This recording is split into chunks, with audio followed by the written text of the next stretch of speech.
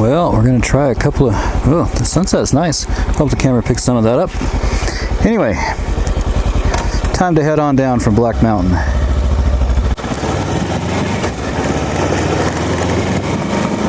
This is my first time out. In August for sure, but truthfully, it's my first time out in about 3 weeks. It's been quite a while since I've been able to actually just get out and ride the bike. I mean, I suppose I could have, but I was sidetracked with tinkering around with Vlad the Impala. Vlad the Impaler. Vlad. As in the 1967 Chevrolet Impala that my wife was so kind as to help me pick up. And so anyway, I've been having a lot of fun getting that roadworthy, and I accomplished that. Took it on a little ride to visit my little brother, and I should adjust that mirror. There we go. Anyway, let's see, where was I? Right, took it on a drive to visit my little brother, and it worked very well. Very pleased with how well it ran. That little 283 is getting some pretty decent fuel economy. I mean, that car is, of course, way bigger than anything made today, and I've been getting anywhere between, well, I did get 12 once, but that was when I was still just starting to work on it. There was a lot of idling and a lot of tune-up left to be done. So it's been getting between 16 and 24 now, depending on where I'm driving it, how I'm driving it, if I'm testing out the 4-barrel, all those kind of things. Oh, I see where they've relocated the lookout tower. That is going to be a nice spot. I'm going to have to come over there and check it out once the road's open.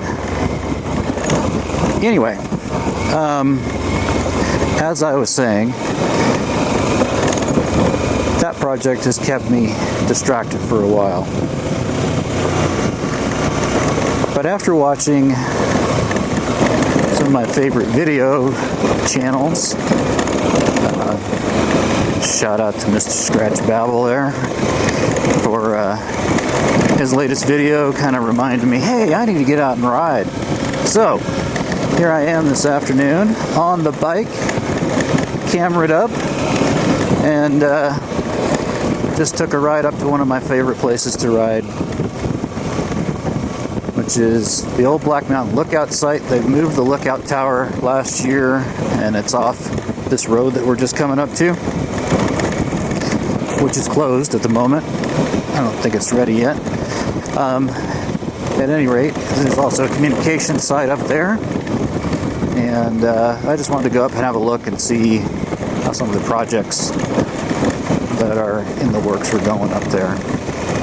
Looks like not anything started yet, but we should be getting there.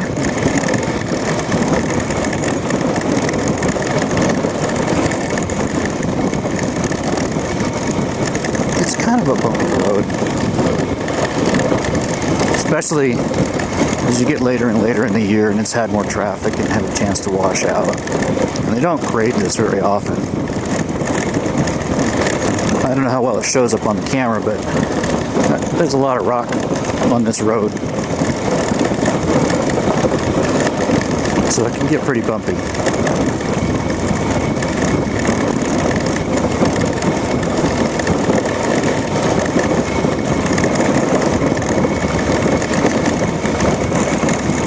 So after having driven a 67 Impala almost exclusively for several weeks,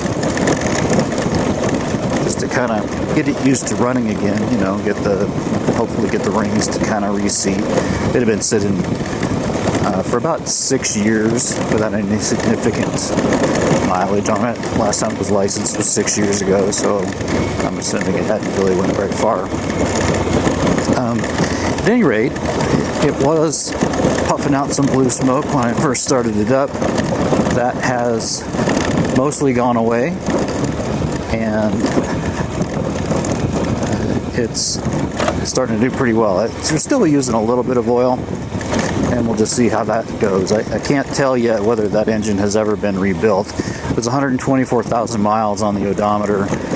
The serial number on the engine, the casting number, indicates that it's a 283 out of a 1966 or 67 vehicle, which matches what it's in. So I'm pretty sure it's the original engine.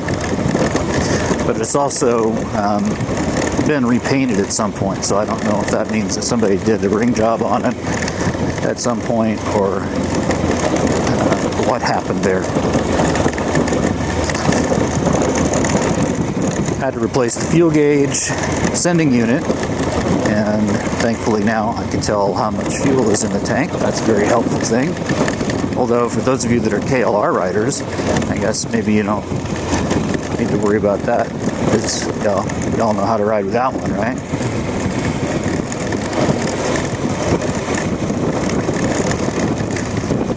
Anyway, it started to cool off.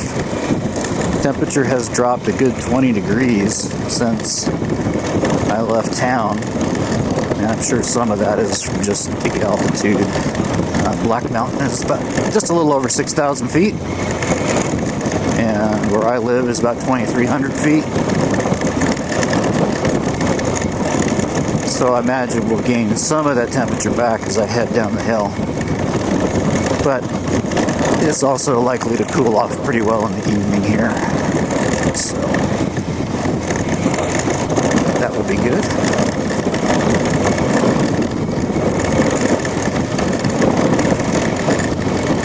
I don't know if I really realized how much our new cars babysit us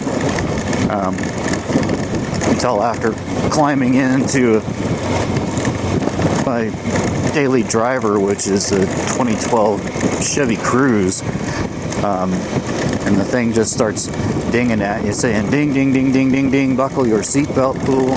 Ding, ding, ding, ding, ding, ding. Hey, look at this light on the dashboard. You should shift gears. Hey, by the way, your tire pressure is blah, blah, blah. Yeah, I just, I'm not sure that I really am enjoying those features. I kind of like old school when it comes to that kind of stuff. Not that I don't think you should wear your seatbelt. I just don't think the car needs to be reminding you all the time to put the thing on. Thankfully, my motorcycle doesn't do that kind of stuff. I mean, it does have the neutral safety switches, kickstand safety switch, those type of things, but they pretty much just function until they don't. For example, the kickstand safety switch. I've never seen a bike that's more than 10 years old that has a functioning kickstand safety switch. At least not unless somebody has replaced it repeatedly. I don't know what it is with those things, but they go out all the time. In fact, this bike, the kickstand neutral safety switch quit on me. I was out riding last year up on top of a mountain, and I rode up, stopped the bike, we ate a snack, took some photos, decided to hop on the bikes and head on home, and guess what? The bike starts up, put it in gear, it dies. And it didn't take too long to figure out what that was, because I've been down that road before. So I just had to go down that road with this bike. Trace the wires out for the neutral safety switch for the kickstand, and I cut them off below the wiring harness that goes below the wiring harness connector, because you're going to get a new connector when you replace the switch. and shorted them together so that it thinks the switch is in the right position and happily rode home. Now, I have not replaced that switch yet, but you totally should. If the switch is out on your bike, you should totally replace that because it's a very vital piece of safety equipment on your motorcycle, and I highly recommend that you keep all those systems functioning.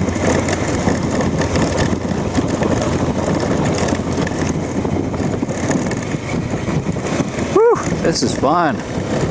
So nice to be back on the bike.